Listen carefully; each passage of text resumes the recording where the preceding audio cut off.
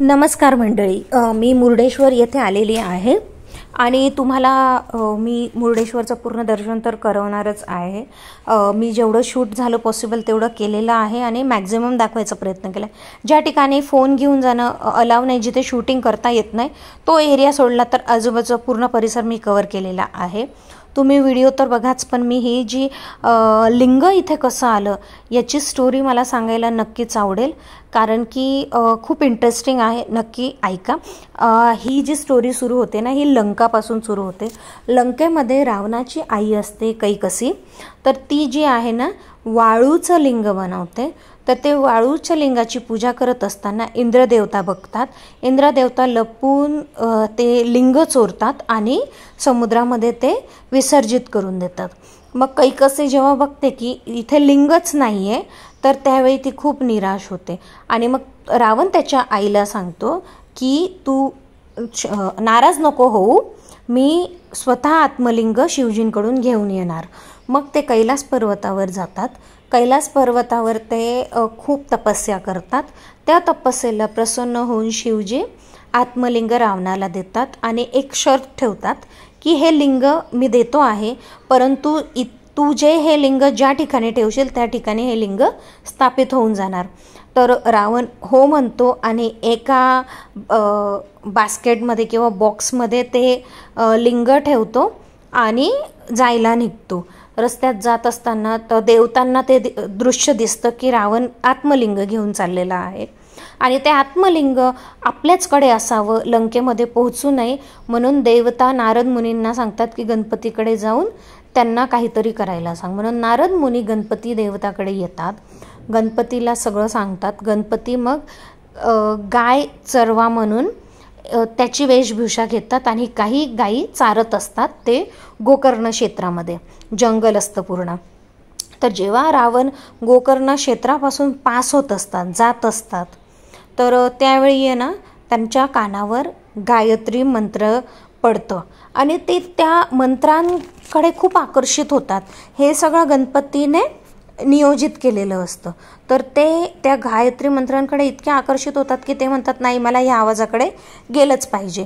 तर जेव्हा ते जात असतात त्यांना गणपती म्हणजे गाय चरवा दिसतो। तर ते म्हणतात तुम्ही हे लिंग पकडा, मी लगेच जाऊन आलो।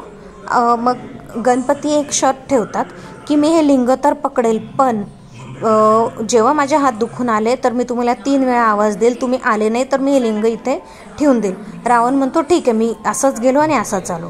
तर थोड्या वेळात रावण जेव्हा गायत्री मंत्राच्या दिशेने जात असतात, गणपतीचे हात दुखून येतात, तर ते त्यावेळी आवाज देतात रावणाला 3 वेळा, पण ते वेळेत येत नाही। म्हणून ते जे लिंग आहे आत्मलिंग हे गोकर्ण क्षेत्रात गणपती खाली ठेवून देतात। रावण म्हणतो अरे मी येतच होतो, पण मला येत असताना रस्त्यात खूप अडचणी आल्या आणि म्हणून मी वेळेवर पोहोचू शकलो नाही तू आवाज दिल्यावर।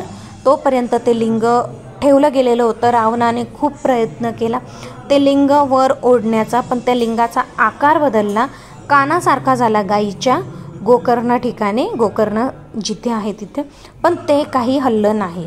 तर असं हे पहिलं जे मेन आत्मलिंग आहे हे गोकर्ण येथे महाबलेश्वर मंदिरात आहे।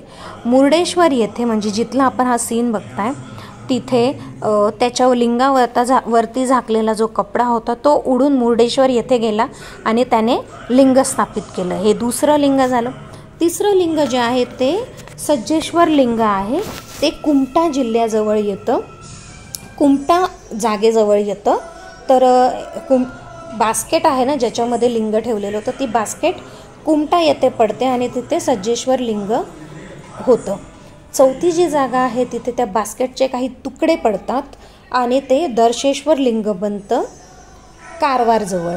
आणि 5वं जे आहे ते गुणवंटेश्वर, त्या बास्केटच्या वरचं झाकण पडतं आणि गुणवंटेश्वर हे लिंग बनतं। हे आहे इडागुंजी येथे, जिथे गणपती मंदिर आहे। कालच्या व्हिडिओमध्ये मी इडागुंजीचं मंदिर दाखवलेलं आहे, नसेल बघितलं तर जाऊन बघून घ्या।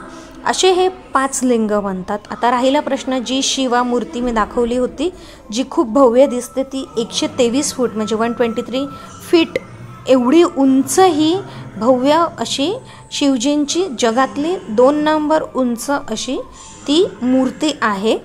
तर मुर्डेश्वर येथे स्वतः आत्मलिंग नसून त्यावरचा उडलेला कपडा आहे आणि त्याचं ते लिंग बनलेलं आहे। असे 5 लिंग होतात, म्हणून पूर्ण 5 लिंगांचे दर्शन घ्या, तेव्हा ही परिक्रमा पूर्ण होते। आणि अशा प्रकारे 5 लिंगांचं दर्शन अगदी जवळ आहे, त्यासाठी स्वतःचं एक वाहन असावं, की ह्या जागा जास्त लांब नाही आहेत, अगदी जवळजवळ आहेत। 2 ते 3 दिवस 2 दिवस तरी नक्कीच लागतील हे सगळं लिंगांचे दर्शन करायला, एका दिवसात शक्य नाही आहे। तर येणार तर 5 लिंगांचं प्लॅन करा। आणि होप तुम्हाला व्हिडिओ आवडला असेल, मी जी स्टोरी सांगितलेली ती आवडली असेल। तर गुगलवर इन्फॉर्मेशन सर्च करा हवं तर, पण मोस्टली अशाच पद्धतीची जी स्टोरी आहे ती सांगण्यात येते।